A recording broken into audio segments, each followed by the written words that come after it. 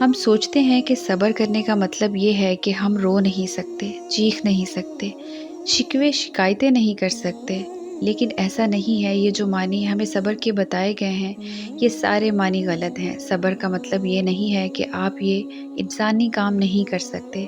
آپ انسان ہیں، آپ نے رونا بھی ہے، چیخنا بھی ہے، شکوے بھی کرنے ہیں، آپ کمزور بھی ہو سکتے ہیں۔ بس فرق صرف اتنا ہے کہ جب صبر کرتے ہیں تو یہ سارے کام آپ صرف اور صرف اللہ کے سامنے کرتے ہیں۔ آپ روتے بھی اللہ کے سامنے ہیں اور شکوے بھی اللہ سے کرتے ہیں۔ سورہ المدثر کی آیت نمبر 7 میں اللہ سبحانہ تعالیٰ فرماتے ہیں وَلِرَبِّكَ فَاصْبِرْ، اور اپنے رب کے لیے صبر کرو۔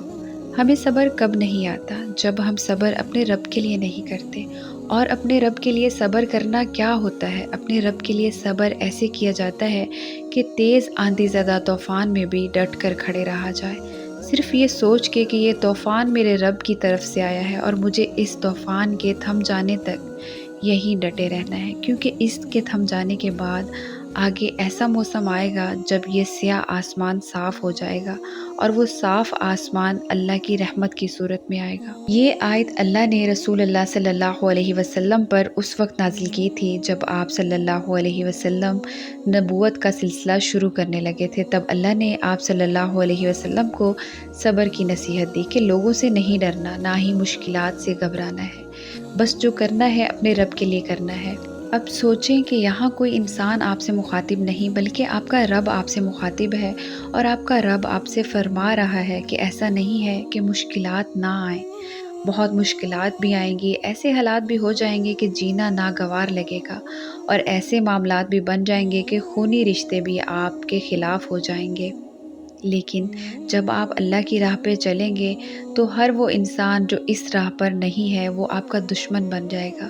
لوگ آپ کو آپ کے کمزور ترین لمحات میں دھوکہ دے جائیں گے، دوست آپ کو تب چھوڑ جائیں گے جب آپ کو ان کی سب سے زیادہ ضرورت ہوگی۔ لیکن یہ سزا نہیں، یہ بھی اللہ کی سب سے بڑی نعمت ہے کہ صبر کے وقت اللہ آپ کو ہر شے کی اور ہر انسان کی حقیقت دکھا دیتا ہے۔ سو آپ نے اس وقت مایوس نہیں ہونا۔ لوگ آپ کو یہ بھی کہیں گے کہ کیا فائدہ اس صبر کا جب ملنا ہی کچھ نہیں۔ لوگ آپ سے یہ بھی کہیں گے کہ اس صبر سے کچھ نہیں ہونے والا۔ لوگ آپ کو ہر طرح سے بہکائیں گے، اور پتہ ہے کیوں؟ کیونکہ لوگ آپ کے لیے سب سے بڑی آزمائش ہیں۔ کبھی آپ نے سوچا ہے کہ کائنات کی ساری آزمائشیں جو ہمیں روزمرہ زندگی میں آتی ہیں وہ انسان کے ذریعے آتی ہیں، کیونکہ یہ دنیا اور اس میں بسنے والی ہر شے ہمارا ٹیسٹ ہے۔ ہمارے ٹیچر کہا کرتے تھے کہ پرچہ آتا ہو یا نہ آتا ہو، خالی کبھی نہیں چھوڑنا۔ کچھ لکھے ہوئے پہ تو کچھ نہ کچھ نمبر مل جائیں گے، لیکن خالی پہ نہ چاہتے ہوئے بھی کوئی نمبر نہیں لگا سکے گا۔ اور ایسے ہی صبر کا پرچہ ہے، کیسے بھی ہو بس صبر کرو، اور کیسے بھی ہو بس یقین رکھو، نمبر ضرور ملیں گے۔ ہمت ہار جاؤ گے تو کچھ بھی ہاتھ نہیں آئے گا۔ صبر کے لیے یہ چند باتیں لازمی یاد رکھیں۔ کبھی بھی انسان کے سامنے اپنا دکھ نہ روئیں۔ بہت رونے کو جی چاہ رہا ہے تو فوراً جائے نماز بچھا لیں۔ کبھی بھی اپنے یقین کا ذکر زبان سے لوگوں کے سامنے مت کریں۔ کبھی بھی لوگوں کو اپنی دعائیں مت بتائیں، ورنہ لوگ آپ کو ڈبل مائنڈ کر دیں گے۔ کبھی بھی زبان سے وہ الفاظ مت نکالیں جو اللہ کو آپ سے ناراض کر دیں۔ جب بھی بولیں اچھا بولیں، جب بھی گمان رکھیں اچھا گمان رکھیں۔ کسی بھی آزمائش پر فوراً ری ایکشن مت دیں۔ کبھی بھی لوگوں سے اللہ کی شکایت نہیں کرنی کہ میں نے فلاں دعا مانگی اور اللہ نے وہ دعا قبول نہیں کی، میں نے تو یقین رکھا تھا لیکن اللہ نے مجھے مایوس کر دیا۔ اللہ کو ولولہ کرنے والے لوگ پسند نہیں، جو صبر کے نام پر تماشا لگا دیتے ہیں اور دنیا کو مظلوم بن کر دکھاتے ہیں۔ سو ہم نے ویسا نہیں بننا جو آپ کے رب کو ناپسند ہو۔ سے آپ اللہ کی راہ میں صدقہ دیتے ہیں اور وہ صدقہ دینے کے بعد بھول جاتے ہیں، نہ اس انسان کو جتاتے ہیں جس کو صدقہ دیا ہوتا ہے، اور نہ اس رب کو جتاتے ہیں جس کے لیے صدقہ دیا ہوتا ہے۔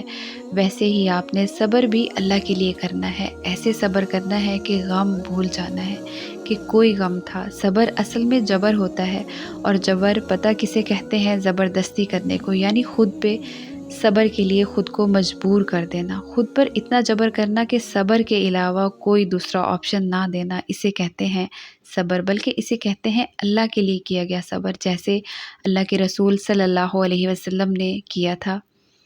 وہ وقت جب اللہ کے رسول صلی اللہ علیہ وسلم اپنے پیارے بیٹے حضرت ابراہیم رضی اللہ عنہ کو اپنے بازوؤں میں لیے بیٹھے تھے اور حضرت ابراہیم رضی اللہ عنہ دم توڑ رہے تھے۔ یہ دیکھ کر اللہ کے رسول صلی اللہ علیہ وسلم کی آنکھیں آنسوؤں سے بھر آئی تو ابن عوف نے فرمایا کہ یا رسول اللہ صلی اللہ علیہ وسلم، آپ بھی لوگوں کی طرح بے صبری کرنے لگے۔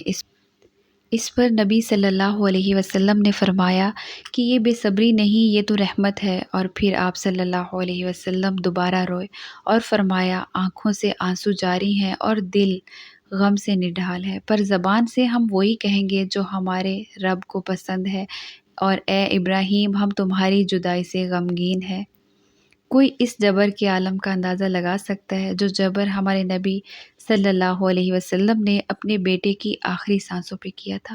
ہم کہتے ہیں کہ ہمارے لیے معجزے کیوں نہیں ہوتے، ہمارے لیے اللہ کی مدد کیوں نہیں آتی، تو ہم خود سے یہ سوال کیوں نہیں کرتے، کیا ہم ان ہستیوں جیسا صبر کرتے ہیں جن کے لیے اللہ نے عرش سے مدد کے لیے فرشتے اتارے؟ اب آپ کہیں گے کہ وہ تو نبی تھے اس لیے انہوں نے ایسا صبر کیا، لیکن کیا آپ نے کبھی یہ سوچا کہ وہ بھی تو انسان تھے؟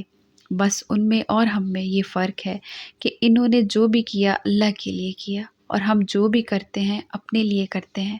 بس ایک دفعہ صبر یہ سوچ کے کریں کہ یہ میں نے اپنے رب کی رضا کے لیے کرنا ہے، یہ آزمائش جو اللہ نے مجھے دی ہے یہ میں نے سزا سمجھ کر نہیں، اعزاز سمجھ کر برداشت کرنی ہے، کیونکہ اس سب کے بعد ہمارے لیے ایک صلہ ہے جو ہمارا انتظار کر رہا ہے۔ وہ صلہ اتنا بڑا ہے کہ ساری آزمائشیں بھی اکٹھی کر لی جائیں تب بھی اتنا صلہ نہیں بنے گا جتنا ہمارے رب نے ہمارے لیے لکھ رکھا ہے۔ ہم سب کہتے ہیں کہ صبر بڑا مشکل ہے، اور ایسا بھی ہے، لیکن صبر آسان بھی ہے جتنا ہمیں مشکل لگتا ہے، اور یہ بات ہمیں تب سمجھ آتی ہے جب ہم اپنی رضا پر اللہ کی رضا کو ترجیح دینے لگتے ہیں۔